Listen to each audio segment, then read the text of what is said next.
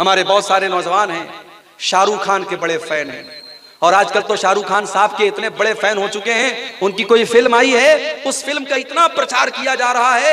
एक साहब ने मुझे मोबाइल पर मैसेज भेजा कि शाहरुख खान की इस फिल्म को देखने के पहले वजू करके जाएं, वजू करके जाएं और अदब से जाएं, इस्लाम की तबलीग हो रही है इससे। मैंने कहा अल्लाह ओ तीन खंबा के मेरे नौजवान साथियों, ओ डॉक्टर अमानुल्लाह जैसे इल्मी शख्सियत के गांव से ताल्लुक रखने वाले मेरे भाइयों, आपने साल में एक बार जलसा कराया, आपके गांव में इतना बड़ा मदरसा चल रहा है, बड़ी अच्छी बात है, मगर मैं एक मैसेज आपको ये भी देना चाहता हूं।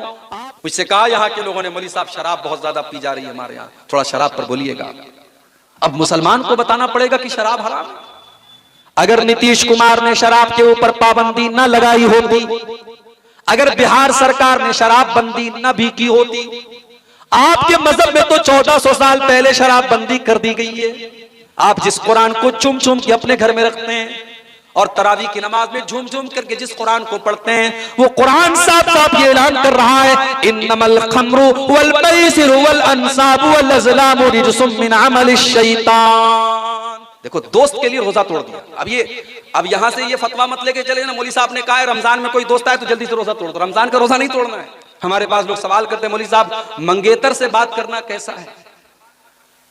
अब मोबाइल सबके पास आ गया भाई, यहाँ तो रिश्ता लगता है, लोग फौरन मोबाइल नंबर मांग लेते हैं लड़की का, बातचीत शुरू कर देते हैं। आज कितनी मुसलमान लड़कियां हैं वो आपस में फोटो लेती हैं, उसके बाद स्टेटस पे लगाती हैं या अपनी सहेलियों को भेजती हैं। कितने बच्चे हैं जो बगैर मोबाइल के खाना नहीं खाते, जब तक माँ उनके हाथ में मोबाइल नहीं दे देगी और बच्चे को वीडियो लगा के नहीं दिया जाएगा, बच्चा खाना नहीं खाता है। उलमाए किराम, मोहतरम बुजुर्गों, नौजवान साथियों, पर्दा नशीन माओ और बहनों, प्यारे बच्चों, रात के तकरीबन 1:45 बजे आपके सामने हाजिर होने का मौका मिल रहा है। बड़े लंबे सफर के बाद ताखीर से आपके बीच हाजिर हुआ हूं। आप लोगों ने इंतजार किया, जलसे के मुंतज़मीन भी परेशान थे, लेकिन अल्लाह की तौफीक से दोपहर 3 बजे मैं बनारस में था और रात के 1:30 बजे अगर मैं आपके इस इलाके में नेपाल बॉर्डर के करीब मौजूद हूं तो ये अल्लाह ताला की तौफीक है, उसकी मदद है। और बड़ी खुशी की बात है कि इतनी रात गुजर जाने के बावजूद एक बड़ी तादाद में हमारे नौजवान, हमारे बुजुर्ग, हमारी माएँ बहनें अभी तक मौजूद हैं। अल्लाह ताला हमारे इस जज्बे को कबूल फरमाए और अल्लाह ताला हम सबको कहने और सुनने से ज्यादा अमल करने की तौफीक अता फरमाए, आमीन। कुरान मजीद के 14वें पारे की एक आयत आपके सामने मैंने पढ़ी है। इस आयत में अल्लाह ताला ने एक सवाल का जवाब दिया है। सवाल यह है कि दीन पर चलने वाला, इस्लाम पर चलने वाला, शरीयत पर चलने वाला आखिरत में जो पाएगा वो पाएगा, दुनिया उसकी कैसी गुजरेगी। आमतौर से यह समझा जाता है कि दीन पर चलने वाले की दुनिया खराब होती है। हमने ये मान के चला है कि दीन अलग है, दुनिया अलग है। अगर आप दीन पर चलेंगे तो दुनिया नहीं कमा सकते, दुनिया में आप अच्छी जिंदगी नहीं गुजार सकते, और अगर दुनिया में अच्छी जिंदगी गुजारना है तो दीन को कुर्बान करना पड़ेगा। यही तो समझते हैं। इस आयत में अल्लाह ने हमारी इस गलत फहमी को दूर किया है, इस सवाल का जवाब दिया। और यहां एक नुक्ता और याद रखिए, कुरान और हदीस में जब कोई भी बात बयान की जाती है तो वो मर्दों के लिए भी होती है, औरतों के लिए भी होती है। जब तक के कोई दलील ना हो कि हाँ ये चीज औरतों के लिए खास है या ये चीज मर्दों के लिए खास है, जब तक खास होने की दलील ना हो तब तक शरीयत का हर हुक्म मर्द के लिए भी है, औरत के लिए। लेकिन कहीं कहीं कुरान करीम में अल्लाह ताला ने मर्दों और औरतों दोनों का नाम लेकर के कोई बात अगर बयान की है तो उसमें अल्लाह ताला ने ये पैगाम दिया है, ये मैसेज दिया है, ये संदेश दिया है कि मैं जो बात बयान करने जा रहा हूं, ऐ मर्दों तुम भी सुनो और ऐ औरतों तुम भी सुनो, दोनों के लिए बहुत इंपॉर्टेंट है, दोनों के लिए बहुत है। कुरान मजीद का 14वां पारा है, सूरतुन नहल की आयत, अल्लाह फरमाता है मन अमिला सालिहन मिन ज़करिन औ उन्सा व हुवा मुमिन, जो भी नेक अमल करे चाहे वो मर्द हो या वो औरत हो, यहां अल्लाह दोनों का नाम ले रहा है, जो भी नेक अमल करे चाहे वो मर्द हो चाहे वो औरत हो, वह हुवा मुमिनुन, और वो ईमान वाला हो, वो तौहीद वाला हो, वो ईमान के साथ नेक अमल करने वाला हो। बहुत सारे यतीम खाने तो अडानी जी भी चलाते हैं, मुकेश अंबानी भी बहुत सारे गरीबों की मदद कर रहे हैं, बहुत सारे यतीमों की मदद कर रहे हैं, मगर उनकी ये नेकी आखिरत में उनके कोई काम नहीं आएगी।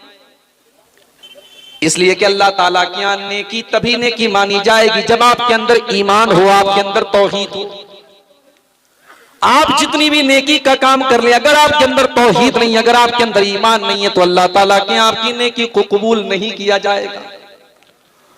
दुनिया में तो हो सकता है अल्लाह ताला आपको नेकी का फल दे दे, बदला दे दे, मगर आखिरत में आपकी नेकी तभी अल्लाह ताला कबूल करेगा जब आपके अंदर तौहीद हो, आपके अंदर ईमान हो।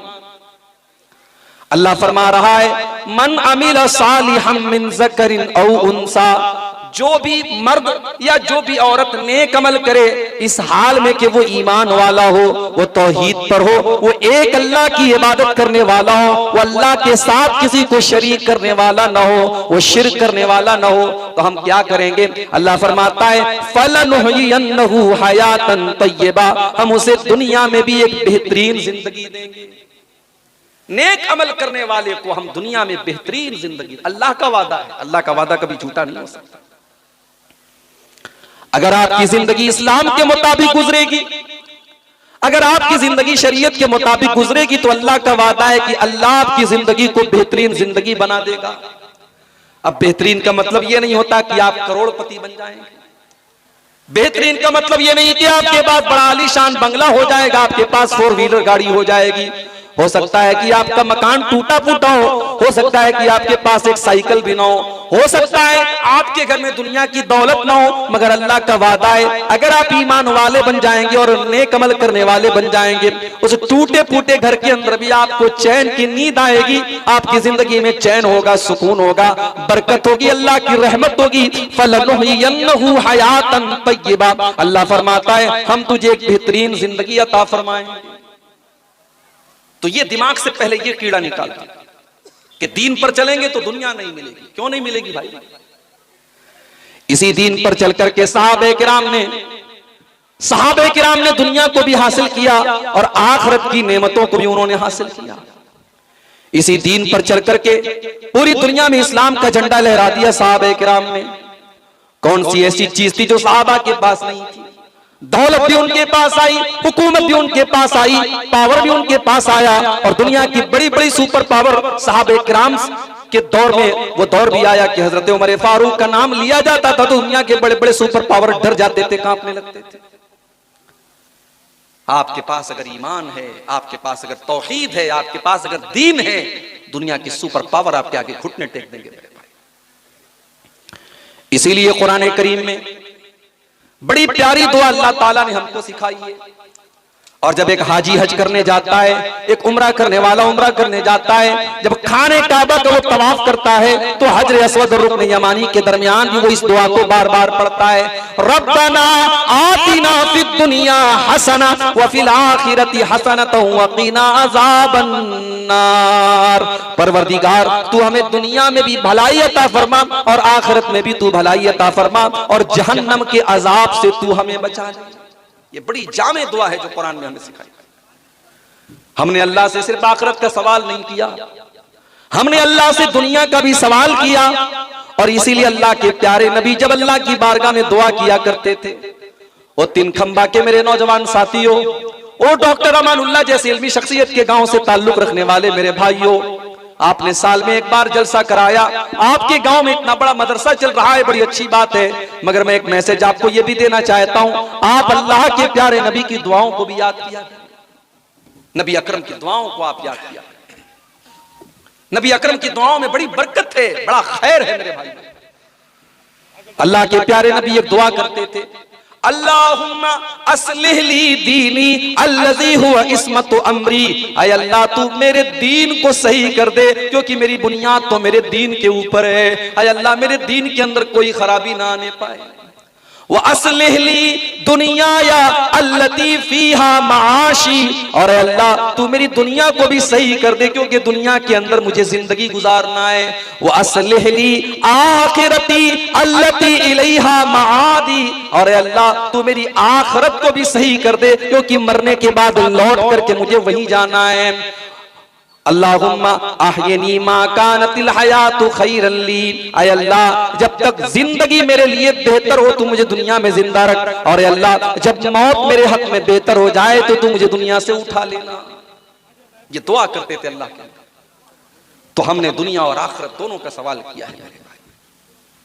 बहुत सारे ऐसे काम हैं हमें लगता है ये दुनिया का काम है, शादी करना, बीवी का हक अदा करना, बच्चे पैदा करना और बच्चों की तरबियत करना, ये तमाम चीजें तो हमें लगता है कि दुनिया का काम है। मगर इस्लाम ये कहता है, अगर आपने अपने आप को गुनाह से बचाने के लिए और अपनी शर्मगाह की हिफाजत के लिए अगर आपने निकाह किया है और आप जायज तरीके से अपनी बीवी से अपनी ख्वाहिश पूरी कर रहे हैं, तो आपका ये ख्वाहिश पूरी करना भी शरीयत की नजर में सवाब का काम है, और इस पर भी आपको सवाब मिलेगा। हो सकता है आपको हैरत हो रही हो, आइए मैं आपकी हैरत दूर कर देता हूं। सही मुस्लिम के अंदर ये हदीस मौजूद है, अल्लाह के प्यारे नबी के पास कुछ सहाबा आते हैं, गरीब साहब आते हैं और आकर के कहते हैं, अय अल्लाह के नबी, अमीर लोग तो हमसे सवाब में आगे निकल गए। अय अल्लाह के नबी, हम भी नमाज पढ़ते हैं और अमीर लोग भी नमाज पढ़ते हैं, हम भी रोजा रखते हैं, अमीर लोग भी रोजा रखते हैं, लेकिन अय अल्लाह के नबी हम तो गरीब लोग हैं, हमारे पास दौलत नहीं है, हमारे पास माल नहीं है। व यतसद्दक़ून बिफुदूल अमवालिहिम, अय अल्लाह के नबी अमीरों को अल्लाह ने बहुत दौलत से नवाजा है, वो अल्लाह की राह में सदका खैरात करते हैं, वो चंदा देते हैं, वो दान करते हैं, वो खैरात करते हैं। अय अल्लाह के नबी हम तो गरीब लोग हैं, हम तो उनका मुकाबला इस चीज में नहीं कर सकते। अय अल्लाह के नबी हम तो पीछे रह जाएंगे और अमीर लोग आगे निकल जाएंगे। मेरा नबी अमीरों का भी नबी है, गरीबों का भी नबी है।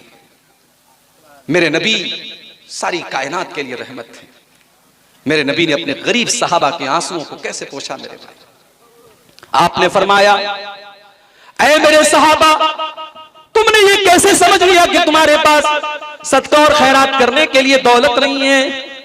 कुल्लु तहलीलिन सदका व कुल्लु तहमीदिन सदका व कुल्लु तकबीरिन सदका। ऐ मेरे सहाबा, तुम जुबान से जब अल्हम्दुलिल्लाह कहते हो तो ये भी सदका है, तुम जब ला इलाहा इल्लल्लाह कहते हो तो ये भी सदका है, तुम जब सुभान अल्लाह कहते हो तो ये भी सदका है, जब तुम अल्लाहु अकबर कहते हो तो ये भी सदका है, जब तुम किसी को नेकी का हुक्म देते हो तो ये भी सदका है, जब तुम किसी को बुराई से रोकते हो तो ये भी सदका है। वफी बुज़ी अहदिकुम सदका, और जब तुम अपनी बीवी के साथ अपनी ख्वाहिश पूरी करते हो तो ये भी सदका है। अल्लाह के नबी की जो ये आखिरी बात थी, ये सहाबा को बड़ी अजीब लगी। अय अल्लाह के नबी क्या कह रहे हैं आप? बीवी के साथ ख्वाहिश पूरी करना भी सदका है? आपने फरमाया हाँ, अगर इंसान यही अमल नाजायज तरीके से करे, जिनाकारी का रास्ता अपना ले, बदकारी का रास्ता अपना ले, अल्लाह को नाराज करने वाला रास्ता अपना ले, बेहयाई का रास्ता अपना ले, तो क्या उसके ऊपर गुनाह होगा कि नहीं होगा? हाँ अल्लाह के नबी, गुनाह तो होगा। आपने फरमाया, जब हलाल और जायज तरीके से एक इंसान अपनी बीवी के साथ अपनी ख्वाहिश पूरी कर रहा है तो इस जिनसी ख्वाहिश के पूरा करने पर भी उसको सवाब मिलेगा।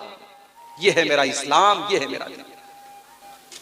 यही नहीं, आप घर में आते हैं, मेहनत मजदूरी करके अपने बीवी बच्चों के लिए खाने पीने का इंतजाम करते हैं, आप अपने घर में आकर के अपने बीवी बच्चों को खाना खिलाते हैं, अल्लाह के प्यारे नबी ने फरमाया उस खाना खिलाने पर भी आपको सवाब मिलेगा।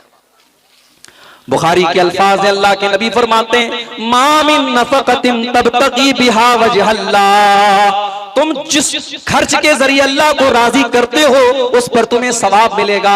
हत्तल लुक़मतल्लती तज़उहा फी इम्रातिका, यहां तक कि तुम अपनी बीवी के मुंह में जो लुकमा डालते हो, तुम अपनी बीवी को जो खाना खिलाते हो, उस लुकमे पर भी तुमको सवाब मिलेगा।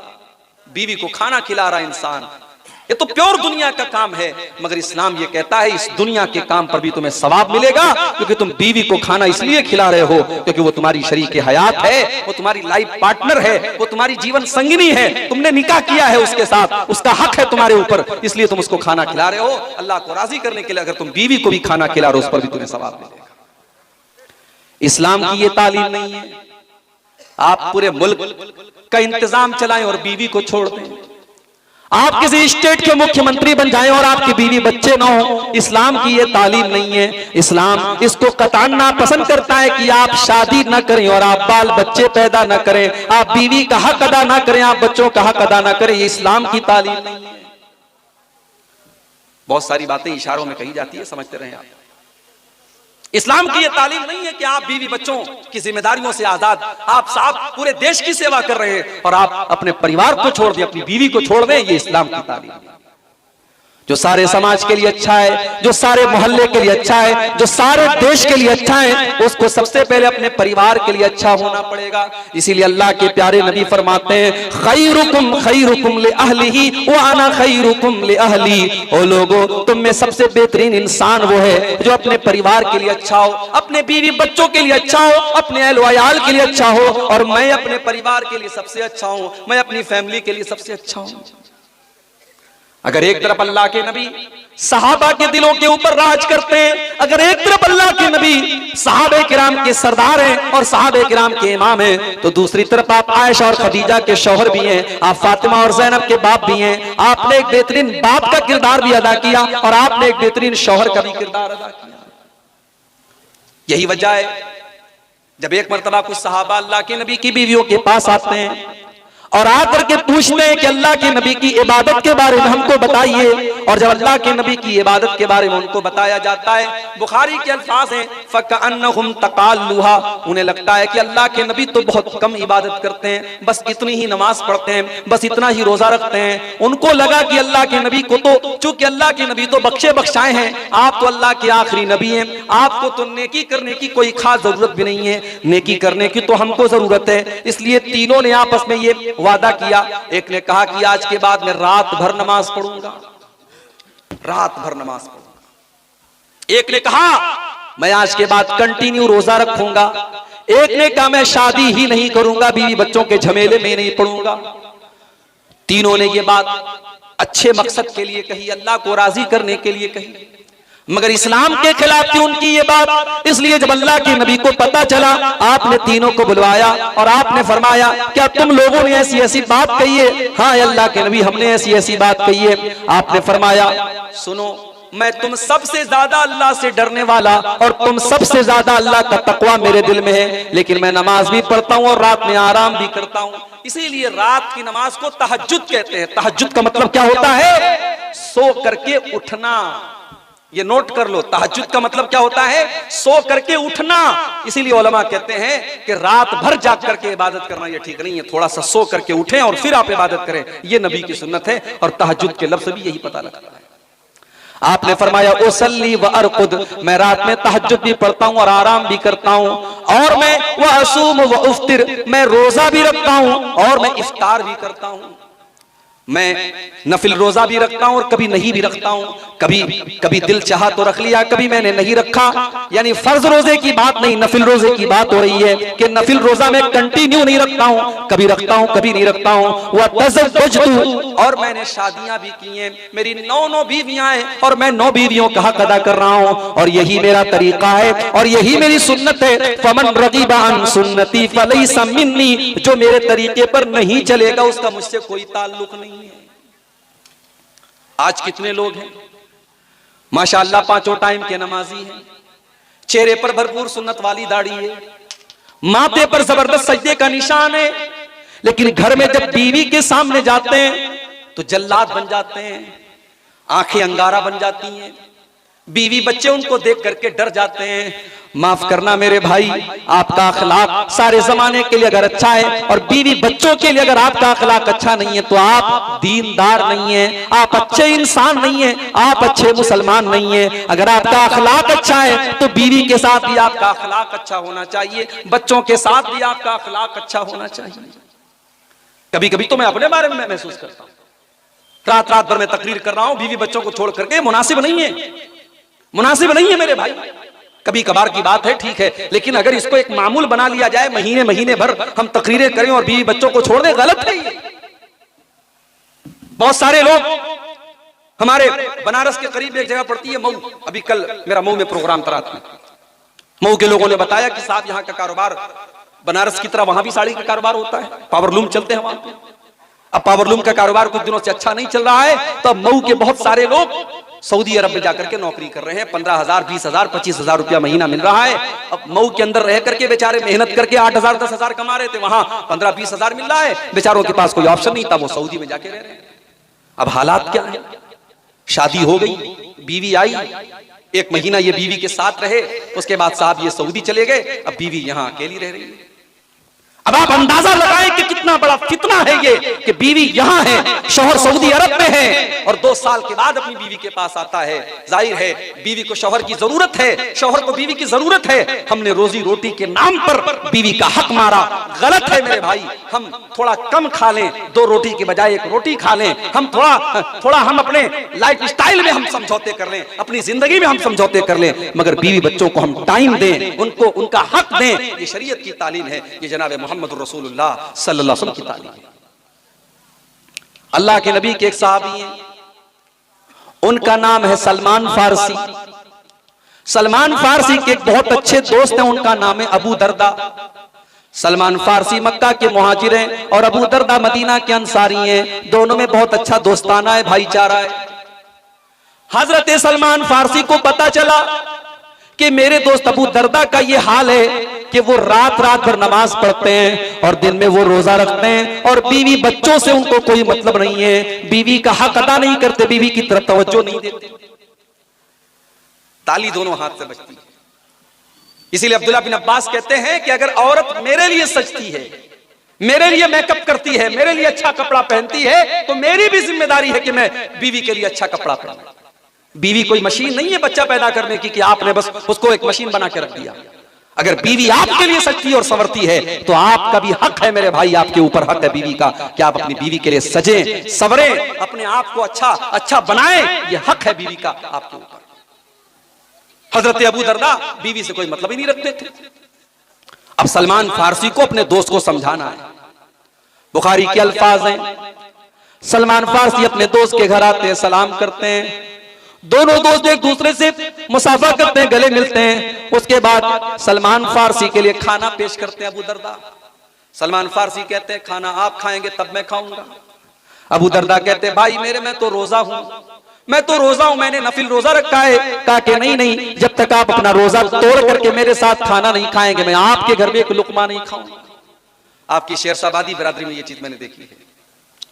हमारे यहाँ ऐसा नहीं होता कि मेहमान के दस्तरखान पे, हमारे यहाँ क्या होता है खाना रख दिया, अब मेहमान अपने से निकाल रहे। यहाँ मैंने देखा, यहाँ भी देखा, बंगाल में भी देखा कि प्लेट में मेहमान को निकाल के दिया जाता है। इसको मेहमान नवाजी इसको माना जाता है कि साहब मैं आपको निकाल के, मैं गोश्त आपको दूंगा, मैं चावल आपको दूंगा, मैं रोटी आपको दूंगा, आप खुद से नहीं लेंगे। ये मेहमान नवाजी इसको कहा जाता है।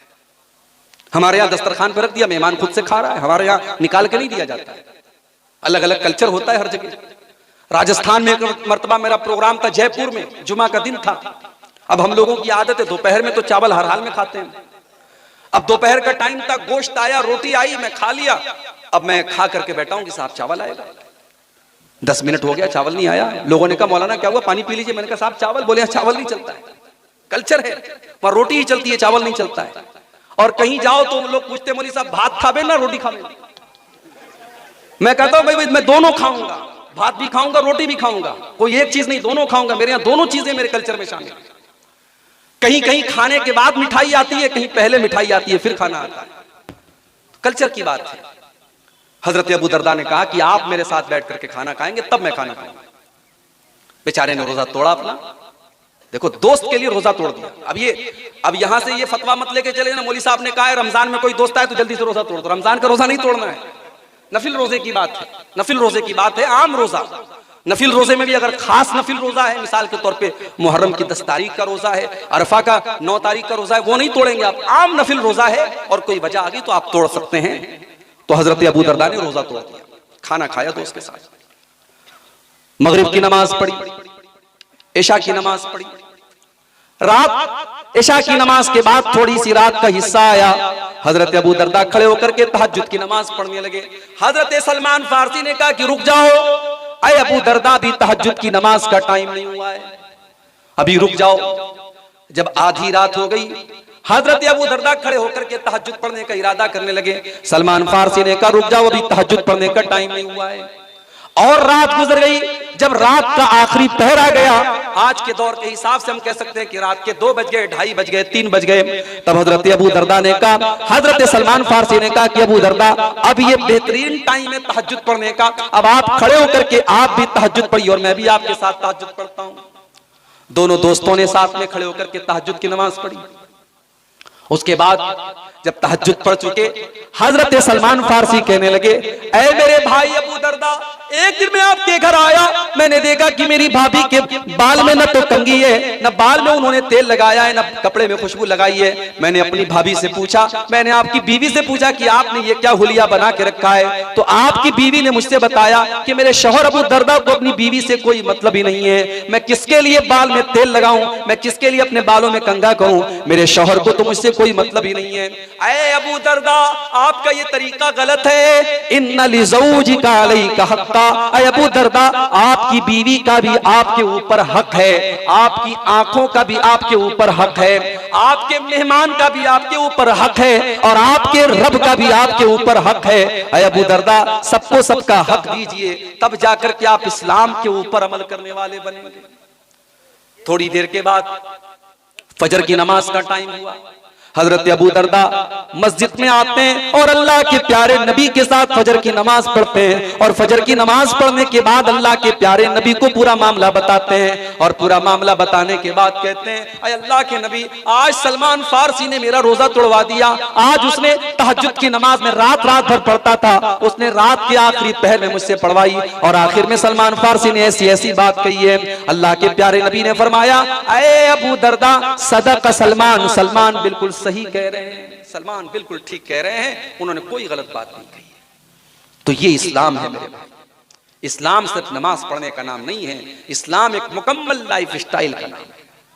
इस्लाम ये कहता है कि आप जब बाजार में जाएं, जब आप कारोबार करने जाएं, जब आप बिजनेस करने जाएं, तो वहां पर भी आपको इस्लाम के ऊपर अमल करना है। वहां पर भी आपको ये देखना है कि आप जो बिजनेस करने जा रहे हैं वो हलाल है कि हराम है, वो जायज है कि ना जायज है। ऐसा नहीं है कि आप पैसा कमाने के मामले में आजाद हैं।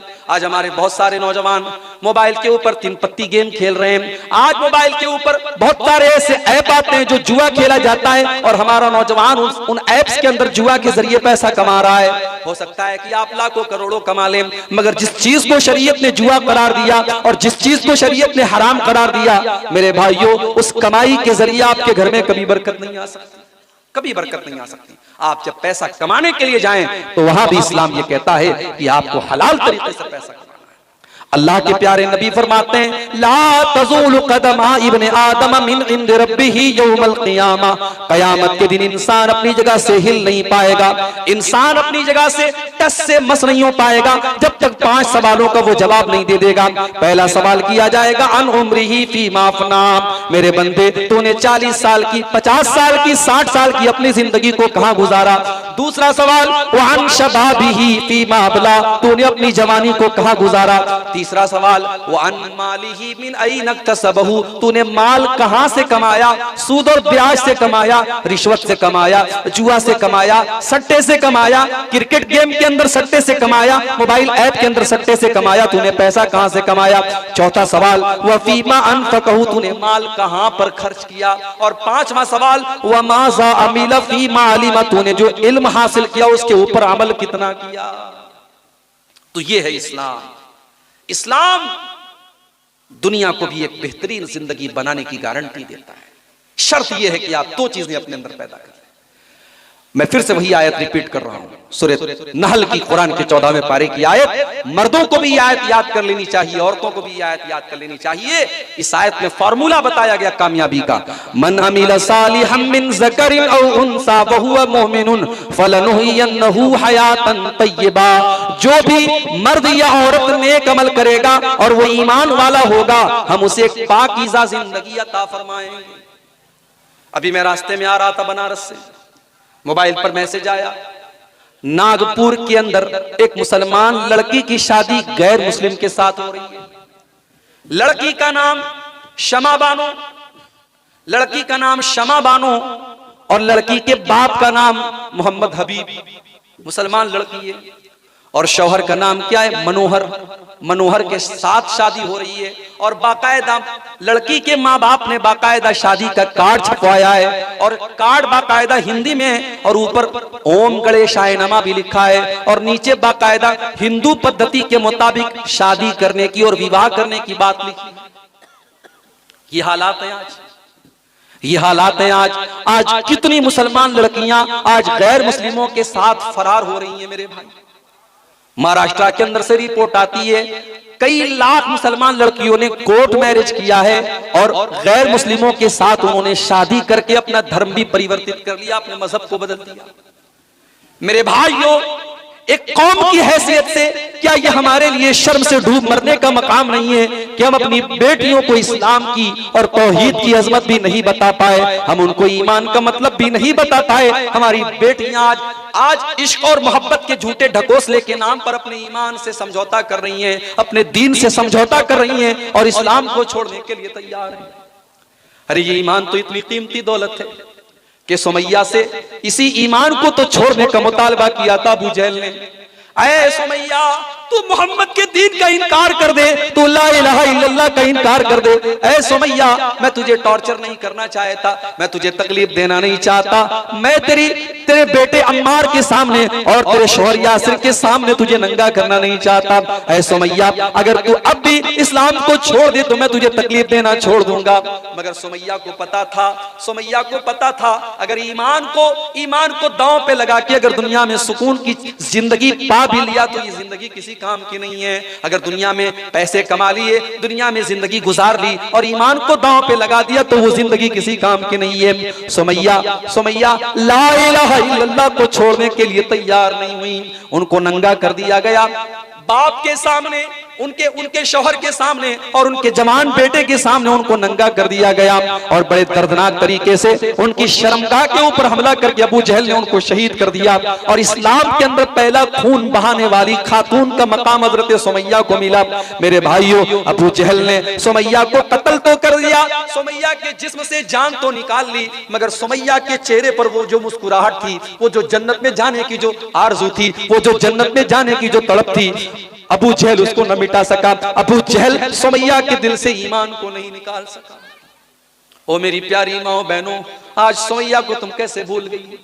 ओ मेरे नौजवान साथियों, आज चंद टकों के वक्त में अपने दीन और ईमान का सौदा करने को तैयार हो जाते हो। क्या तुमने बिलाल हबशी की जिंदगी नहीं पढ़ी? हाँ, बिलाल हबशी कोई हैंडसम तो नहीं थे, कोई बहुत खूबसूरत तो नहीं थे, काले कलूटे थे, हबशा के रहने वाले थे। जैसे सारे हबशी होते हैं वैसे बिलाल भी हबशी थे। लेकिन ऐ बिलाल, तेरे काले और तेरे काले कलूटे बदन के बावजूद तेरे सीने के अंदर जो दिल था, ऐ बिलाल, उस दिल का क्या कहना? उस दिल के अंदर ईमान की कैसी ताकत थी, ईमान की कैसी ताकत थी कि बिलाल हबशी को जब उनके मालिक उमैया बिन खल्फ ने अरब की तपती हुई रेत पर लिटाया और उनके सीने पर गर्म पत्थर रखा और बिलाल से कहा कि ऐ बिलाल, तेरे सीने पर ये गर्म पत्थर तेरे सीने की चर्बी को पिघला रहा है और तेरी पीठ की चर्बी पिघल रही है अरब की उस तपती हुई रेत पर। ऐ बिलाल, मैं तुझे इतनी तकलीफ नहीं देना चाहता, तू ला इलाहा इल्लल्लाह को छोड़ दे, तो इस्लाम को छोड़ दे, तो ये इकरार कर ले कि हमारे 360 जो हमारे बुत हैं और हमारे जो माबूद है वो तेरे मुश्किल कुशा हैं, वो तेरे रब है, वो तेरी मदद करने वाले और तेरी बिगड़ी बनाने वाले हैं। ऐ बिलाल, हम तुझे छोड़ देंगे। बिलाल, तू खूबसूरत तो नहीं है, तू हमारे नौजवानों की तरह हैंडसम तो नहीं है, तेरा हेयर स्टाइल तो बहुत अच्छा नहीं है, मगर बिलाल, तेरे अंदर ईमान की खूबसूरती है, तेरे दिल में ईमान की रोशनी है, तेरे सीने में ईमान वाला दिल है। बिलाल ने अपने सीने की चर्बी को पिघलाना गवारा कर लिया, अपनी पीठ की चर्बियों को पिघलाना गवारा कर लिया, मगर बिलाल ने तौहीद से कोई कॉम्प्रोमाइज नहीं किया। और बिलाल की जुबान से अगर निकला तो एक ही लफ्ज निकला, अहद अहद अहद, मेरा रब एक है, मेरा माबूद एक है, मेरी पेशानी झुकेगी तो उस एक रब की बारगाह में झुकेगी। मैं तुम्हारे 360 माबूदों को अपना रब नहीं मान सकता, तुम मेरी जान भी ले लो मगर मैं तुम्हें अपना रब नहीं मान सकता। मेरे नौजवान साथियों, आज जरूरत है तुम्हें सहाबे किराम की जिंदगी को पढ़ने की।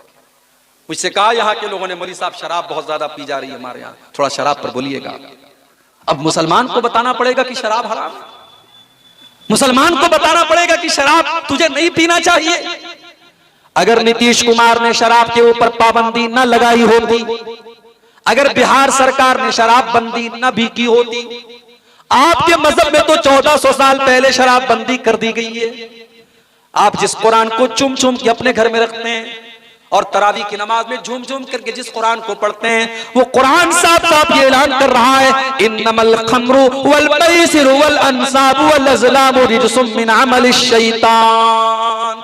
ओ शराब पीने वालों, ये शराब और जुआ ये गंदे काम है, ये शैतान के काम है। शैतान इनके जरिए तुमको लड़ाना चाहता है, इस शराब के जरिए शैतान तुमको आपस में लड़ाना चाहता है और शैतान तुमको अल्लाह के जिक्र से दूर करना चाहता है।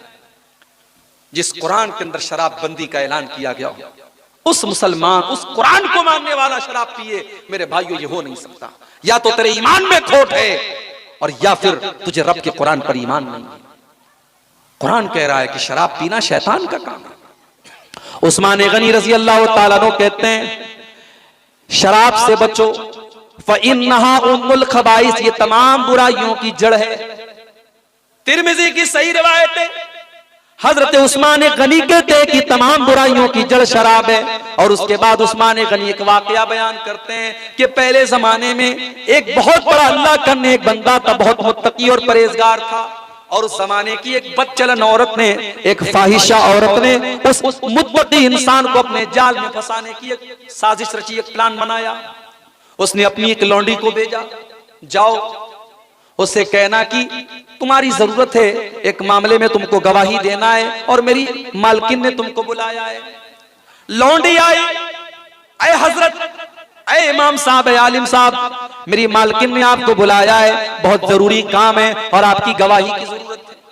वो बेचारा नेक आदमी था, उसको क्या पता कि क्या प्लान रचा जा रहा है। वो तैयार हो गया चलने के लिए। लौंडी उसको मकान के अंदर लेकर के गई, दरवाजा बंद कर दिया, और अंदर लेके गई, दूसरा दरवाजा बंद कर दिया, और अंदर लेकर के गई, तीसरा दरवाजा बंद कर दिया। हदीस के अल्फाज हैं, 7 दरवाजे बंद करने के बाद आखिर में वो लौंडी एक कमरे में लेकर के गई। 7 दरवाजे बंद हो गए। आज तो हमारा नौजवान गलत काम करने के रास्ते तलाश करता है कि कहीं से कोई किसी लड़की का नंबर मिल जाए, कहीं से कोई गलत काम करने का मौका मिल जाए। यहां अल्लाह के नेक बंदों को बाकायदा साजिश करके और प्लान करके फंसाया जा रहा है, मगर फिर भी वो अपने आप को बचा रहा है। 7 दरवाजे बंद करने के बाद आखिर में एक कमरे में वो पहुंचा और वहां पर वही खूबसूरत औरत है और एक मासूम बच्चा है और एक शराब का बोतल है, शराब का प्याला है। उस औरत ने कहा, तुम्हारे सामने 3 चॉइस है, 7 दरवाजे बंद हैं, अगर तुमने मेरी बात नहीं मानी तो मैं कत्ल कर दूंगी तुमको, तुम्हें बदनाम कर दूंगी। या तो तुम मेरे साथ ज़िना करो, या तुम मेरे साथ ज़िना करो, या तुम इस बच्चे को कत्ल करो, और या फिर तुम शराब पी लो। 3 काम में से कोई एक काम करो। उसको लगा ज़िना करना तो बहुत बड़ा पाप है, बच्चे को कत्ल करना तो उससे बड़ा पाप है, शराब ही पी लेता हूं जान बचाने के लिए, यह हल्का काम लग रहा है। उसने एक प्याला शराब पी, नशा चढ़ा, उसने एक और प्याला लिया, उसको भी पी गया, और नशा चढ़ा, उसने एक और प्याला लिया, यहां तक कि शराब की उसने पूरी बोतल खाली कर दी। और जब मुकम्मल नशे में आ गया, उसको कोई होश नहीं रहा कि वो कौन है और क्या है, उसने उस औरत के साथ जिना भी कर लिया और उस बच्चे को कत्ल भी कर दिया। और इस तरीके से शराब के चक्कर में पड़ करके एक नेक इंसान ने जिना जैसा गुनाह भी किया और कत्ल जैसा गुनाह भी किया। इसलिए उस्मान गनी कहते हैं, इज्तनिबुल खम्र फइन्नहा उम्मुल खबाइस, ओ लोगों शराब से बचो, ये तमाम बुराइयों की जड़ है। शराब से बचो।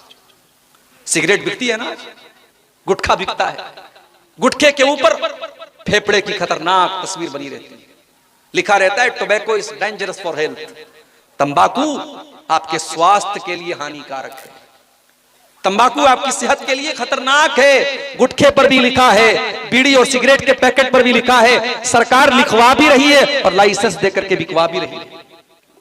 सरकार ये भी कह रही है इससे कैंसर होता है और सरकार उसका लाइसेंस भी दे रही है। गुटखा बिक रहा है, सिगरेट बिक रही है और पीने वाले पी रहे हैं। कैंसर से लाखों लोग मर रहे हैं हर साल, मगर सिगरेट पीने वालों की भी कोई कमी नहीं, गुटखा खाने वालों की भी कोई कमी नहीं।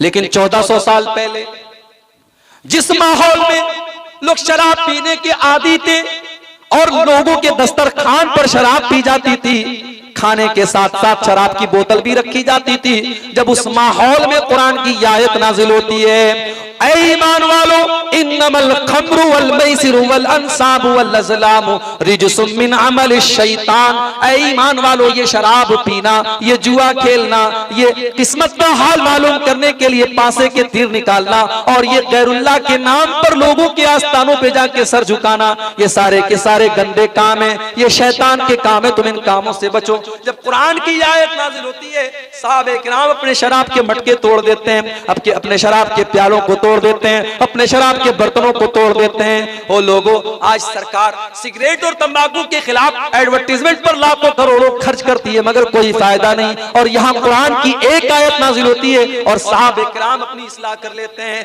ये ईमान की ताकत है, ये अल्लाह के डर की ताकत है। जब अल्लाह का डर पैदा होता है तो मुजरिम खुद आकर के अदालत में अपने जुर्म का इकरार करता है। अल्लाह के नबी साहबा के साथ बैठे हुए हैं, एक औरत आती है, आए अल्लाह के नबी, मैं कबीले गामिद से ताल्लुक रखती हूं। आए अल्लाह के नबी, मैंने जिना किया है, मैं शादीशुदा हूं, मैं विवाहित औरत हूं, मैं शादीशुदा औरत हूं और मैंने एक मर्द के साथ जिना कर लिया है। आए अल्लाह के नबी, मुझे पता है कि इस्लाम में शादीशुदा औरत अगर जिना कर दे तो उसकी सजाए मौत है। अल्लाह के नबी, मुझे ये सजा दे दीजिए ताकि कल अल्लाह ताला कयामत के दिन मुझे सजा ना दे। मैं दुनिया की सजा तो गवारा करने को तैयार हूं, मगर आखिरत की सजा मैं बर्दाश्त नहीं कर सकती। अय अल्लाह के नबी, मुझे पाक कर दीजिए ताकि कल कयामत के दिन मैं पाक हो जाऊं। मुझे दुनिया में ज़िना की सजा दे दीजिए, मैं आखिरत में ये क्षमता नहीं रखती हूं कि मैं ज़िना की सजा सह लूं। अल्लाह के नबी ने कहा, क्या बोल रही है तू, चल हट यहां से, चली जा, क्या बोल रही है। अल्लाह के नबी ने उसको मौका देना चाहा, उसको संभलने का मौका देना चाहा। उसने कहा, नहीं है अल्लाह के नबी, आप इग्नोर नहीं कर सकते, आप नजरअंदाज नहीं कर सकते, मैं प्रूफ के साथ आई हूं, मैंने जिना भी किया है और उस जिना का प्रूफ भी है मेरे पास। मैं हमल से हूं और जिना का हमल मेरे पेट में पल रहा है, मैं पेट से भी हूं, मैंने गलत काम किया है। नबी अकरम ने कहा, ठीक है चली जा तू, जब तेरा बच्चा पैदा हो जाए तब तू मेरे पास आना, हम तुझे सजा देंगे। नबी अकरम ने लौटा दिया, 9 महीने की मोहलत दे दी। सहाबे किराम को भी पता नहीं कि वो औरत कौन है और अल्लाह के नबी भी शायद भूल चुके कि वो औरत कौन है। 9 महीने का पीरियड गुजर जाता है। एक दिन फिर वही औरत अपने मासूम बच्चे को अपने हाथ में लेकर के आती है। अय अल्लाह के नबी, क्या आपने मुझको पहचाना? मैं वही औरत हूँ जो 9 महीने पहले आपके पास आई थी और ये मुतालबा लेकर के आई थी कि आप मुझे सजा दे दीजिए। अय अल्लाह के नबी, अब तो ये बच्चा भी पैदा हो चुका है। अय अल्लाह के नबी, इस बच्चे को अपनी कस्टडी में ले लीजिए और मेरे जैसी बदचलन औरत को सजाए मौत दे दीजिए। हो लोगों, आज अदालत में लोग पैसे दे दे करके जजों और वकीलों को खरीद करके अपनी सजा को माफ करवाते हैं और जो मुजरिम होते हैं वो बेकसूर हो जाते हैं, वो बाइज्जत रिहा हो जाते हैं, और जो बेकसूर और जो वाकई में जो बेकसूर होता है उस बेचारे को सजा दे दी जाती है। आज ही हो रहा है अदालत में। वो कौन सी ताकत है जो मुजरिम को अदालत में आकर के अपने जुर्म का इकरार करने पर मजबूर कर रही है। मेरे भाइयों, ये ईमान की ताकत है, ये अल्लाह का डर है, ये अल्लाह का खौफ है, जो 9 महीने बाद भी उस औरत को आकर के अपने हक में सजाए मौत मांगने का मुतालबा करने पर मजबूर कर रही है। ऐ अल्लाह के नबी, मुझे पाक कर दीजिए। आपने कहा नहीं, अभी तुम्हारा बच्चा छोटा है, मां के दूध पर डिपेंड है, जब तक ये बच्चा दूध पी रहा है हम तुम्हें सजा नहीं दे सकते। जाओ, जब तुम्हारा बच्चा दूध छोड़ दे, रोटी खाने लगे, तब तुम मेरे पास। अल्लाह के नबी ने 2 साल का टाइम और दे दिया, 2 साल की मोहलत और दे दी। 2 साल का पीरियड गुजर गया और 2 साल के बाद वो औरत अपने बच्चे को लेकर के आती है और बच्चे के हाथ में रोटी का टुकड़ा है, बच्चा रोटी खा रहा है। अय अल्लाह के नबी, मैं वही गामे दिया औरत हूँ। अय अल्लाह के नबी, मैं वही औरत हूँ जो आपके पास आकर के अपने ज़िना का इकरार कर रही थी। ताहिरनी या रसूल अल्लाह, अय अल्लाह के नबी, मुझे सजाए मौत दे करके मुझे पाक कर दीजिए। आपने बच्चा एक मुसलमान के हवाले किया, आपने बच्चे को एक मुसलमान के हवाले किया और जमीन के अंदर गड्ढा खोदने का हुक्म दिया गया। गड्ढा तैयार हो गया, औरत का आधा दर उस गड्ढे के अंदर डाला गया। आपने सहाबा को हुक्म दिया कि उसको पत्थरों से मार मार के खत्म किया जाए। ओ लोगों, अगर आज जिना की ये सजा, आज जिना की सजा को लागू कर दिया जाए, ये 5-5 साल की बच्चियों के साथ रेप करने वाले दहल जाएंगे। ये आज जिना के जो वाकयात हो रहे हैं, अगर इस्लाम ने जिना की जो सजा दी, अगर उस जिना को अगर आज राइज कर दिया जाए तो आज जिना बंद हो जाएंगे। मगर याद रहे, इस्लाम जिना सिर्फ जबरदस्ती जिना कोई जिना नहीं कहता है, इस्लाम आपस की सहमति वाले जिना को भी जिना कहता है।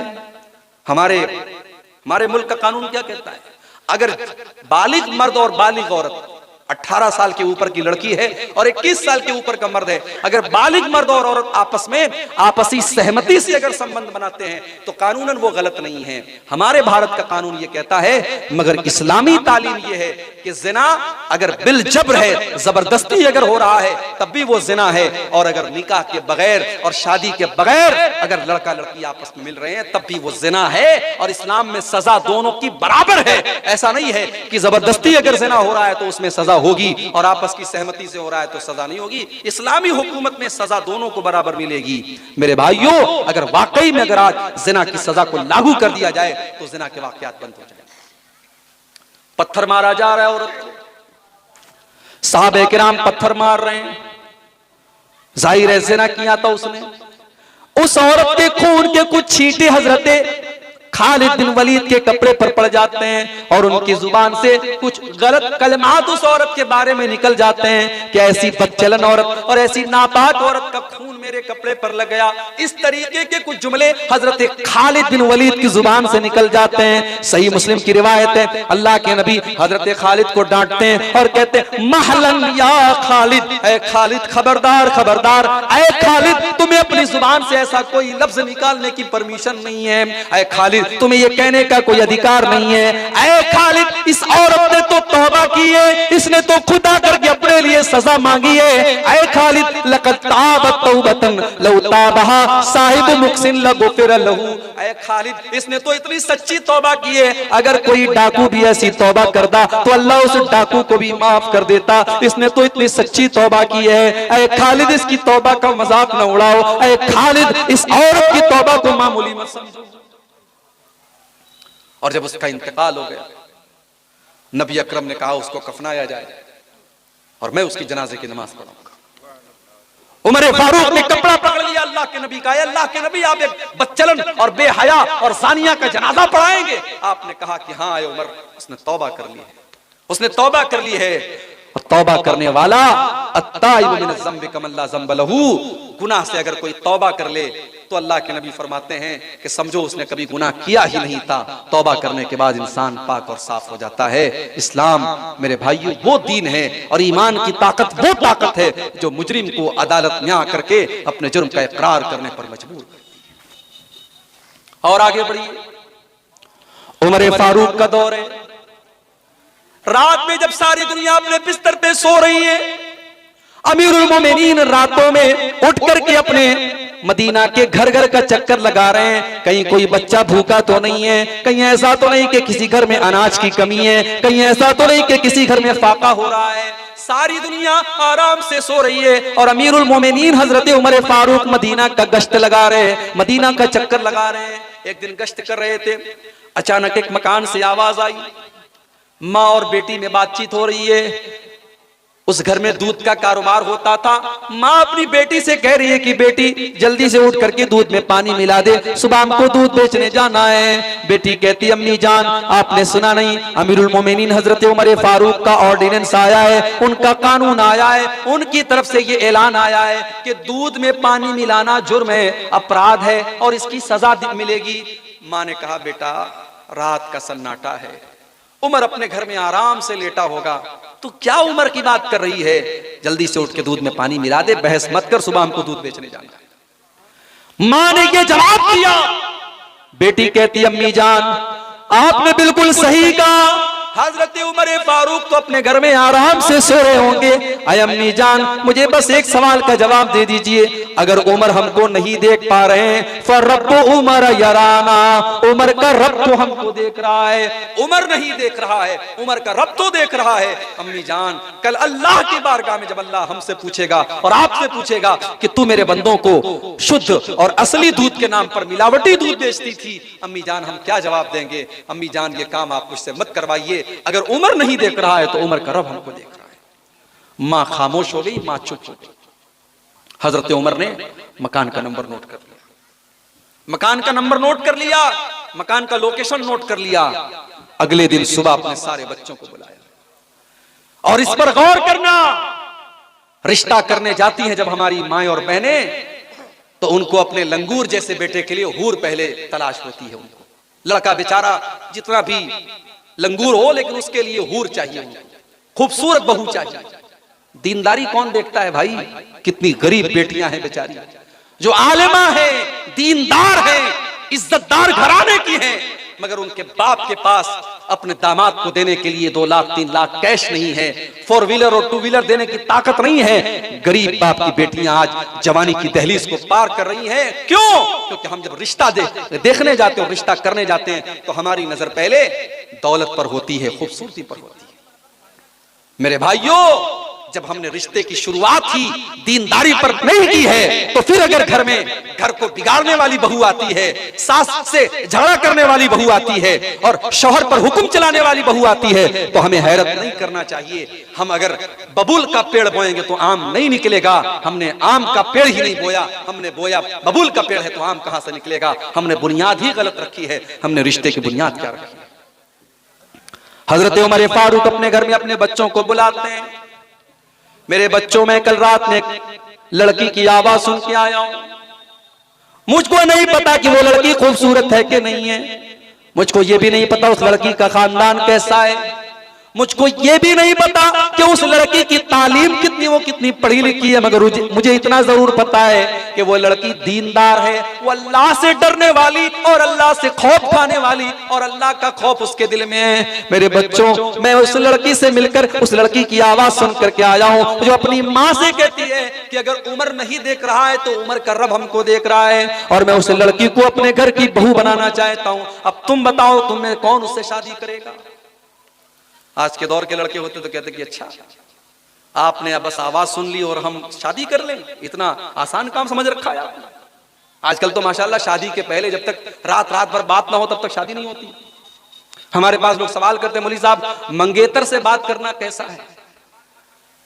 अब मोबाइल सबके पास आ गया भाई, यहाँ तो रिश्ता लगता है, लोग फौरन मोबाइल नंबर मांग लेते हैं लड़की का, बातचीत शुरू कर देते हैं, और कुछ तो इस हद तक चले जाते हैं कि अल्लाह माफ करे, वो ये समझते हैं बस मंगनी हो गई, रिश्ता लग गया, अब मुझे सारे अधिकार हासिल हो गए। माफ कीजिए, मंगेतर आपके लिए गैर महरम है, जब तक निकाह ना हो जाए आपके लिए गैर जरूरी उससे बात करना। भाई कभी कोई जरूरत पड़ गई, कोई बात पड़ गई, आपने बात कर लिया, आप रात पर मोबाइल से चिपके हुए हैं और प्यार मोहब्बत की बातें हो रही हैं, फिर मुलाकात भी हो रही है और आप बिल्कुल बीवी की तरह उससे ट्रीट कर रहे हैं, ये हराम है और ये ज़िनाकारी और बदकारी को दावत देने वाली चीज है। माफ कीजिए मेरे भाई, मंगनी कर देने से वो लड़की आपके लिए जायज नहीं हो जाती, जब तक निकाह ना हो जाए तब तक वो आपके लिए जायज नहीं है।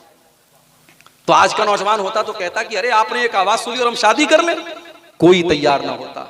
मगर हजरत उमर के बेटे हजरत आसिम ने कहा, अरे अब्बा जान, अगर आपने देखा है कि वो लड़की दीनदार है, शक्ल सूरत से और उसके खानदान से और उसकी दौलत से मुझे कोई मतलब नहीं, अगर वाकई में वो दीनदार है और ईमान वाली है और तकवा वाली है तो अब्बा जान मैं उससे निकाह करने के लिए तैयार हूं। और हजरत उमर की बहू बनकर के वो औरत आती है। और मेरे भाइयों, जब घर में दीनदार औरत आती है तब घर को चार चांद लग जाते हैं। वो औरत हजरत उमर की बहू बनती है और फिर उसी औरत की नस्ल से आगे चल करके अल्लाह का एक नेक बंदा पैदा होता है जिसे दुनिया उमर बिन अब्दुल अजीज कहती है। और हजरत उमर फारूक का उनका दूसरा रूप दुनिया कहती है कि दूसरा उमर दुनिया को अगर मिला तो उमर बिन अब्दुल अजीज की शक्ल में मिला। मेरे भाइयों, जब नेक और दीनदार बीवी घर में आती है तो घर को चार चांद लग जाते हैं।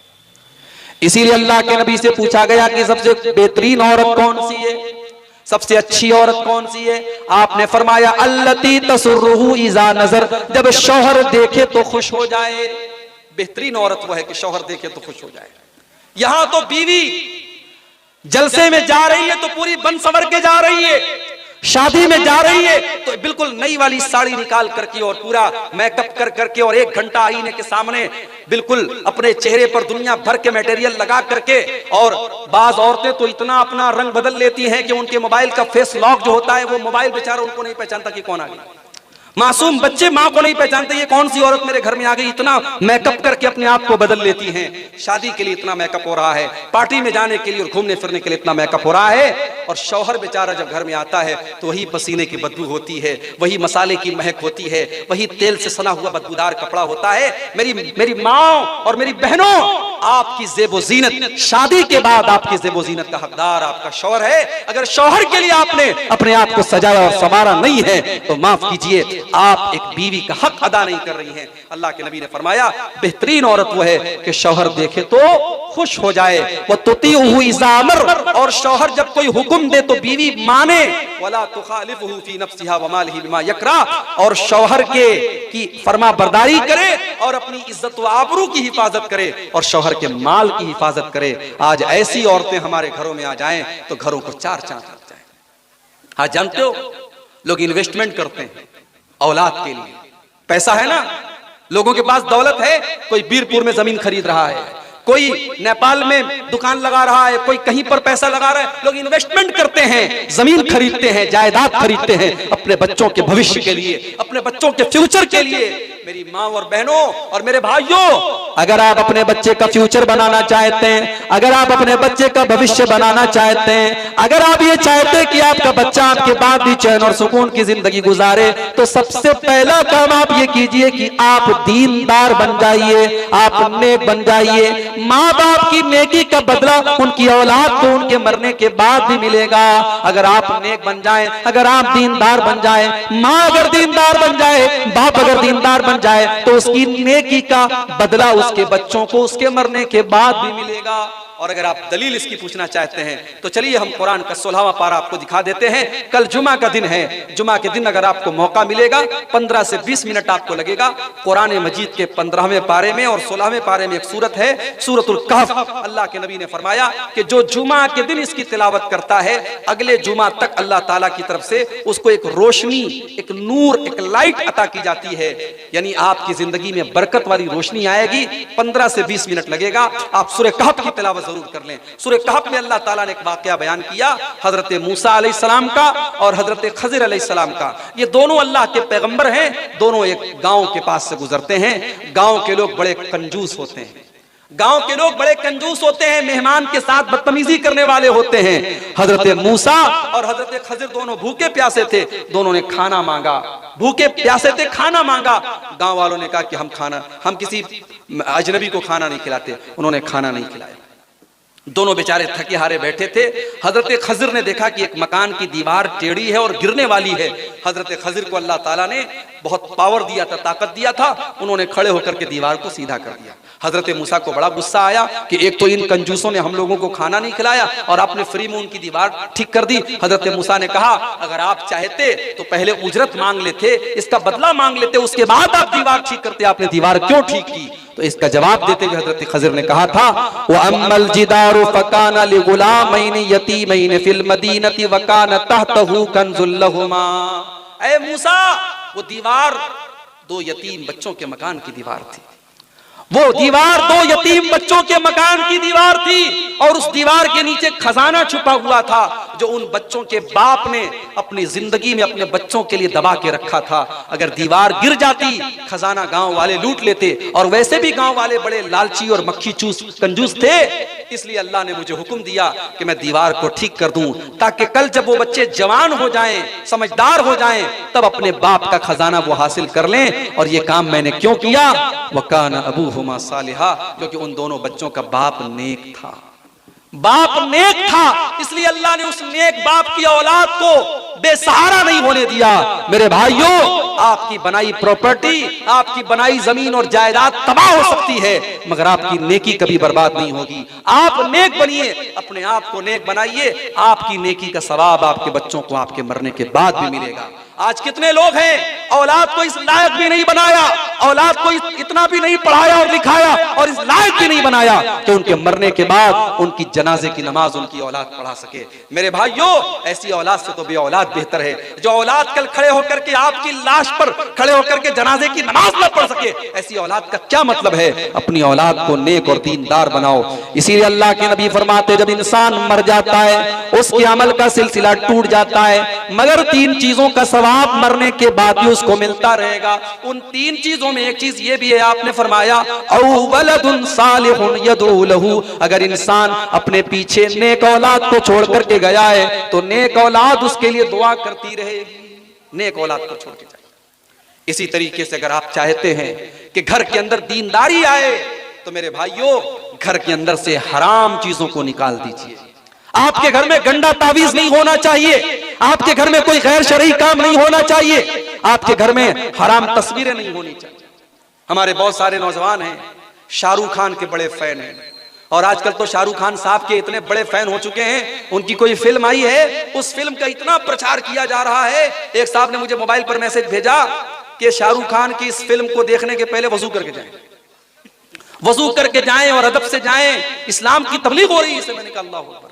यानी आज फिल्मों के जरिए इस्लाम का नाम रोशन हो रहा है। आज अगर किसी फिल्म पर पाबंदी लगने की बात आती है तो मुसलमान सोचता है हम अपने मुसलमान भाई की फिल्म है, हम पहले थिएटर में जाके इस फिल्म को देखेंगे। पाबंदी तो मस्जिद पर भी लगने की बात आई थी, पाबंदी तो नमाज पर भी लगने की बात आई थी। तूने मस्जिदों को तो आबाद नहीं किया, तूने नमाजों से तो अपनी मस्जिदों को आबाद नहीं किया। इसका मतलब यह है कि तुझे फिल्मों से मोहब्बत है, तुझे फिल्मी अदाकारों से मोहब्बत है, तुझे नमाज से मोहब्बत नहीं है। आज कितने मुसलमान नौजवान हैं वो शाहरुख खान के जैसा बाल रखते हैं, सलमान खान की जैसी बॉडी बनाते हैं, सलमान खान ने जो लॉकेट पहना है वो लॉकेट पहनते हैं, और घरों में अपने पसंदीदा फिल्मी हीरो और हीरोइन की तस्वीरें लगाते हैं। मेरे भाइयों, अगर घर के अंदर बरकत चाहिए, अगर घर के अंदर रहमत चाहिए, तो घर के अंदर से इन तमाम फजूल चीजों को आप निकाल दें। और तस्वीरों के मामले में भी मैं अक्सर ये कहता हूं कि जहां जरूरत ना हो, बिला जरूरत, आज कितनी मुसलमान लड़कियां हैं वो आपस में फोटो लेती हैं, उसके बाद स्टेटस पे लगाती हैं या अपनी सहेलियों को भेजती हैं। माफ कीजिए, मर्दों के लिए तो एक हद तक जरूरत तक फोटो खींचने की और फोटो रखने की गुंजाइश बनती भी है, लेकिन औरतें अगर अपनी तस्वीरें ले रही हैं और वो तस्वीरें अपनी सहेलियों को और अपने रिश्तेदारों को भेज रही हैं, और इस बात का डर है कि वो तस्वीरें दूसरे गैर महरम मर्द भी देख सकते हैं, तो ये बहुत बड़ी बेहयाई है और इससे हमें और आपको बचना चाहिए। अल्लाह ने कुरान में फरमाया, इन्नल्लज़ीना युहिब्बूना अन तशिय्यल फाहिशतु फिल्लज़ीना आमनू लहुम अज़ाबुन अलीमुन फिद दुनिया वल आखिरा। जो लोग मुसलमानों के दरमियान बेहयाई को फैलाना चाहते हैं, उनको दुनिया में भी दर्दनाक अजाब मिलेगा और आखिरत में भी दर्दनाक अजाब मिलेगा। आप स्टेटस पर गाना लगा रहे हैं। आजकल स्टेटस क्या हो रहा है, इंसान का जैसा मूड होता है वैसा वो स्टेटस लगाता है। खुश है तो खुशी वाला म्यूजिक लगा रहा है, अगर दुखी है तो सैड सॉन्ग लगा रहा है। किसी को ये तौफीक नहीं हो रही कि कुरान की कोई आयत लगा दे, कोई हदीस लगा दे, कोई दुआ लगा दे, किसी अच्छी तकरीर का कोई क्लिप लगा दे। लोग स्टेटस पर भी फिल्मी गाने और म्यूजिक लगा रहे हैं। मेरे भाइयों, ये बात याद रखिए, बुराई करना, बुरा काम करना ये गलत है, लेकिन बुरे काम को शेयर करना और बुरी चीज को दूसरों तक पहुंचाना ये और भी बुरा काम है। अल्लाह के नबी ने फरमाया, अगर आप किसी भलाई के बारे में किसी को बताते हैं, किसी अच्छी चीज के बारे में आप बताते हैं, और आपके बताने की वजह से कोई उस पर अमल करता है, तो जितना अमल करने वाले को सवाब मिलेगा, आपको भी उतना सवाब मिलेगा, और उसके सवाब में कोई कमी नहीं की जाएगी। अगर आपने किसी को कोई गलत चीज बता दी, स्टेटस पर आपने कोई गाना लगा दिया और आपके किसी दोस्त ने वो गाना डाउनलोड किया, उसने अपने स्टेटस पर लगाया, फिर उसके स्टेटस को 100 लोगों ने देखा, तो जहां जहां तक वो गाना देखा जा रहा है आपको उसकी सजा मिलती रहेगी, आपको उसका अजाब मिलता रहेगा, क्योंकि शुरुआत आपने की थी। इसलिए गुनाह की शुरुआत करने वाले मत बनो मेरे भाई। अगर आपने खुद कोई गुनाह कर लिया है उसके जिम्मेदार आप अकेले हैं, मगर फेसबुक पर आपने, इंस्टाग्राम पर आपने, व्हाट्सएप पर आपने उसको शेयर कर दिया, तो गुनाह को शेयर करना ये और भी बड़ा गुनाह है। इससे हमें और आपको बचना चाहिए। आज मोबाइल जरूरत की चीज है। आज बहुत सारे काम है जो मोबाइल के बगैर नहीं हो सकते। हम ये तो नहीं कह सकते कि अपनी लड़कियों को आप मोबाइल मत दीजिए, अपने लड़कों को आप मोबाइल मत दीजिए, मगर मोबाइल को उसकी हद में रखिए, मोबाइल को उसकी हद में रखिए। किसी ने बड़ी अच्छी बात कही थी कि मोबाइल को आज स्मार्टफोन कहा जाता है, मोबाइल को स्मार्टफोन कहा जाता है। ये स्मार्टफोन ऐसे ही नहीं हो गया, ये कैलकुलेटर को खा गया, ये घड़ी को खा गया, ये कैलेंडर को खा गया, ये अलार्म घड़ी को खा गया, ये बाप की मोहब्बत को खा गया, ये बीवी की मोहब्बत को खा गया। रात में शौहर बिस्तर पे आता है, बीवी बेचारी बैठ करके सीरियल देख रही है, शौहर बेचारा व्हाट्सएप पर लगा हुआ है। पहले लोग घर में आते थे तो 2-4 मोहब्बत की बातें बीवी से करते थे, बीवी 2-4 मोहब्बत की बातें शौहर से करती थी। अब तो बीवी बेचारी सीरियल में देख रही है कि सास कैसे बहू पर जुल्म करती है, बहू कैसे सास के साथ साजिश करती है, ननद भाभी के खिलाफ कैसे प्लान चलती है, वो बेचारी ये सब देख रही है। और शौहर बेचारा वो इंस्टाग्राम पर और टेलीग्राम पर और व्हाट्सएप पर वीडियोस देख रहा है। तो ये नहीं होना चाहिए मेरे भाई। बच्चों को उनका हक दो, बीवी को उसका हक दो, बाप को उसका हक दो। आज छोटे छोटे बच्चे होते हैं 3 साल के, 4 साल के, माएं अपने बच्चों के हाथ में मोबाइल थमा देती हैं। कितने बच्चे हैं जो बगैर मोबाइल के खाना नहीं खाते। जब तक माँ उनके हाथ में मोबाइल नहीं दे देगी और बच्चे को वीडियो लगा के नहीं दिया जाएगा, बच्चा खाना नहीं खाता है। ये आदत मत डलवाइए अपने बच्चों की। और अरबी के किसी शायर ने बड़ी सच्ची बात कही थी कि लैसल यतीम मन इंतहा अबवाहु मिन हम्मिल हयाति व खल्लफाहु जलीला। यतीम वो नहीं है जिसके माँ बाप उसे दुनिया में छोड़ के चले जाए। यतीम वो नहीं है जिसकी माँ छोड़ के चली जाए, जिसका बाप छोड़ के चला जाए। इन्नल यतीम हुवल्लज़ी तल्क़ा लहू उम्मन तखल्लत अव मशगूला। अरे यतीम तो वो है जिसकी माँ के पास उसके लिए टाइम नहीं है, जिसके बाप के पास उसके लिए टाइम नहीं है। माँ अलग मोबाइल में लगी है, बाप अलग मोबाइल में लगा है। बच्चा बेचारा माँ के प्यार के लिए तरसता है, बाप के प्यार के लिए तरसता है। इस मोबाइल को इसकी औकात में रखो मेरे भाई। मैं अपने नौजवानों से कहना चाहूंगा, अपने जान पर जुल्म मत करो, अपने जिस्म पर जुल्म मत करो। रात को 2-2 बजे तक तो तुम मोबाइल में लगे रहते हो। और याद रखो इस मोबाइल पर जो तुम देख रहे हो और जो कुछ तुम कानों से सुन रहे हो, ये कान कल कयामत के दिन गवाही देगा, ये आंखें कल कयामत के दिन गवाही देगी। और ये मैं नहीं कह रहा हूं, ये रब का कुरान कह रहा है। हत्ता इज़ा मा जाऊहा शहीदा अलैहिम समूहुम व अबसारुहुम व जुलूदुहुम बिमा कानू यामलून। कल कयामत के दिन तुम्हारे कान तुम्हारे खिलाफ गवाही देंगे, तुम्हारी आंखें तुम्हारे खिलाफ गवाही देंगी, तुम्हारे बदन के चमड़े तुम्हारे खिलाफ गवाही देंगे। कयामत के दिन हमारी आंखें बताएंगी हमने मोबाइल पर क्या क्या देखा था। हमने ब्राउजर की हिस्ट्री डिलीट कर दी, हमने यूट्यूब की हिस्ट्री डिलीट कर दी, हमने मोबाइल पर किससे चैटिंग की, हमने चैटिंग डिलीट कर दी। हम सब कुछ डिलीट कर सकते हैं, मगर ये जो किरामन कातिबीन हैं, ये जो अल्लाह के फरिश्ते रिकॉर्ड कर रहे हैं, एक नेकी लिख रहा है, एक गुनाह लिख रहा है, इनकी रिकॉर्डिंग को हम डिलीट नहीं कर सकते। ये सब कुछ रिकॉर्ड कर रहे हैं। व इन्ना अलैकुम लहाफिज़ीन किरामन कातिबीन यालमूना मा तफ़अलून। हमारे फरिश्ते तुम्हारे एक एक अमल को रिकॉर्ड कर रहे हैं, और अमल कोई नहीं, हमारी जुबान से निकलने वाले एक एक लफ्ज को रिकॉर्ड कर रहे हैं। और कल कयामत के दिन अल्लाह की बारगाह में हमारी जिंदगी भर की रिकॉर्डिंग को पेश किया जाएगा। मेरे भाइयों, उस दिन से डरो और अपनी आंखों की हिफाजत करो, अपने हाथों की हिफाजत करो, अपने कानों की हिफाजत करो। आंखों के ज़िना से बचो, कानों के ज़िना से बचो। आंखों का ज़िना गंदी चीज को देखना है, कानों का ज़िना गंदी चीज को सुनना है, जुबान का ज़िना गंदी चीज को मुंह से निकालना है। इन तमाम चीजों से हम अपने घरों को बचाएं, तब हमारे घर में दीनदारी आएगी। और आखिरी चीज मैं बयान करके बात खत्म कर रहा हूं। अगर हम ये चाहते हैं कि हमारे घर में दीनदारी आए, हमारे घर में शरीयत आए, हमारे घर में इस्लाम आए, तो जब भी हम दुआ के लिए हाथ उठाएं तो अपने परिवार के लिए भी दुआ करें, अपने बीवी बच्चों के लिए दुआ करें, और 2 दुआएं मैं आपको सिखा रहा हूं, इन दुआओं को आप याद कर लें। पहली दुआ कुरान के 19वें पारे में अल्लाह ने हमको सिखाई है, रब्बना हब लना मिन अज़वाजिना व ज़ुर्रिय्यातिना कुर्रता आयुन वजअलना लिल मुत्तक़ीना इमामा। बड़ी प्यारी दुआ है, कुरान के 19वें पारे में है। घर जाकर के एक बार उसको याद कर लेना, अच्छे से देख लेना। इस दुआ का मतलब क्या है? ऐ हमारे रब, हमारे बीवी बच्चों को हमारी आंखों की ठंडक बना दे, हमारे बीवी बच्चों को हमारी आंखों की ठंडक बना दे, हमारे बच्चों को इतना नेक बना दे कि हमारे दिल का चैन बन जाए, हमारी बीवी को इतना नेक बना दे कि हमारे दिल का चैन बन जाए।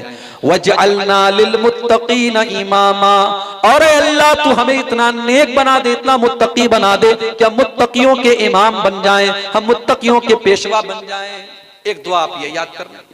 और एक दुआ जो हमारे बाप इब्राहिम अलैहिस्सलाम ने की थी, वो दुआ भी आप याद कर लें, रब्बिग़फिरली वलि वालिदैया वलिल मुमिनीना यौम यक़ूमुल हिसाब।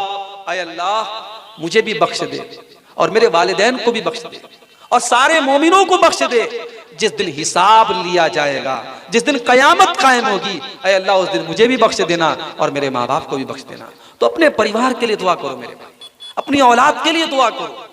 ये दुआ औलाद के हक में माँ बाप की दुआ कबूल होती है। औलाद के हक में जब माँ बाप बद्दुआ करते वो भी कबूल होती है और दुआ करते वो भी कबूल होती है। आप अपनी औलाद की सही तरबियत कीजिए और उसके हक में दुआ कीजिए, बस आपकी जिम्मेदारी पूरी हो गई। अगर आपकी कोशिश के बावजूद अगर आपकी औलाद बिगड़ जाती है, तो यहाँ तो हजरत नूह अलैहिस्सलाम का बेटा बिगड़ गया, अपने बेटे को हजरत नूह अलैहिस्सलाम नहीं बचा सके, तो वो आपके कंट्रोल के बाहर है। लेकिन जहां तक हो सके अपने बच्चों की सही तरबियत करो, अपने घर में नमाज का माहौल बनाओ। मुसलमान के घर में नमाज ना पढ़ी जाए ये नहीं हो सकता।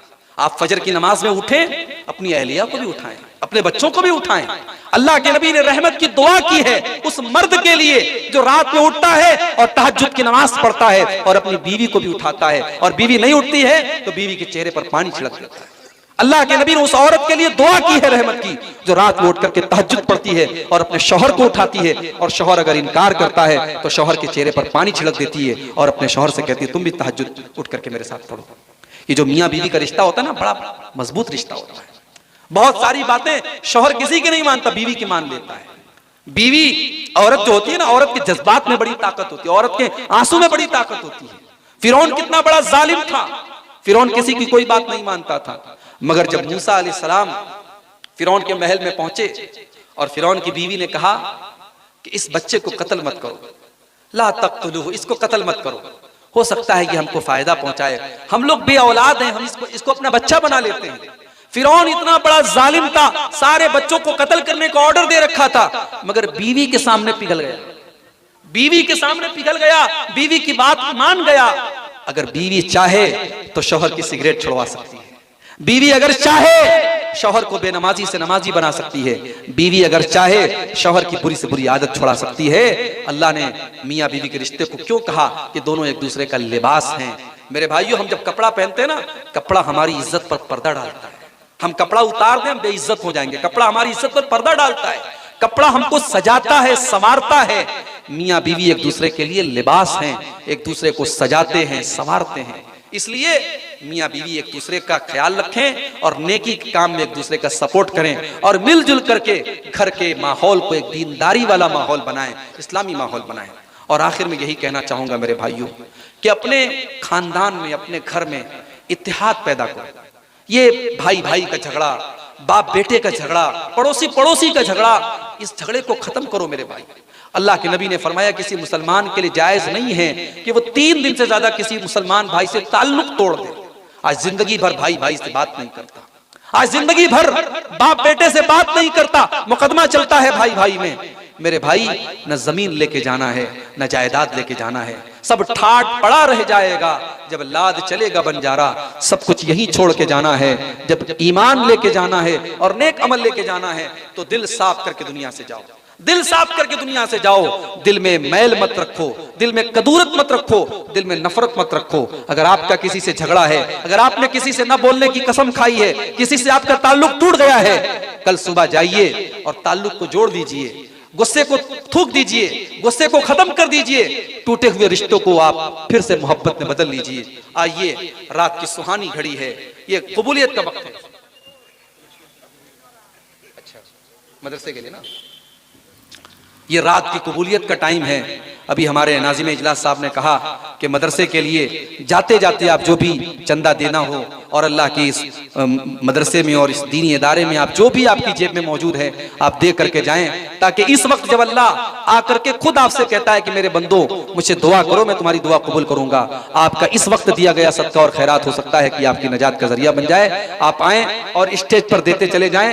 मैं सबका नाम लिए बगैर जो भी इस मदरसे के लिए ताउन कर रहे हैं, मैं सबके हक में दुआ करता हूँ, अल्लाह सबके चंदे और ताउन को कबूल करे। आइए इस कार्य खैर में आप हिस्सा लीजिए और अब तक आपने जो सुना है अल्लाह से दुआ कीजिए, अल्लाह हम सबको उस पर अमल करने की तौफीक अता फरमाए। अल्लाह हमारी औरतों को भी दीनदार बनाए, अल्लाह हमारे नौजवानों को भी दीनदार बनाए। अल्लाह जब तक हमें दुनिया में जिंदा रखे, इस्लाम पर जिंदा रखे और हम सब का खात्मा ईमान पर हो, आमीन। रब्बना तक़ब्बल मिन्ना इन्नका अंतस समीउल अलीम व तुब अलैना इन्नका अंतत तव्वाबुर रहीम व सल्लल्लाहु तआला अला नबिय्यिना मुहम्मदिन व अला आलिहि व सहबिहि अजमईन। वस्सलामु अलैकुम व रहमतुल्लाहि व बरकातुहू।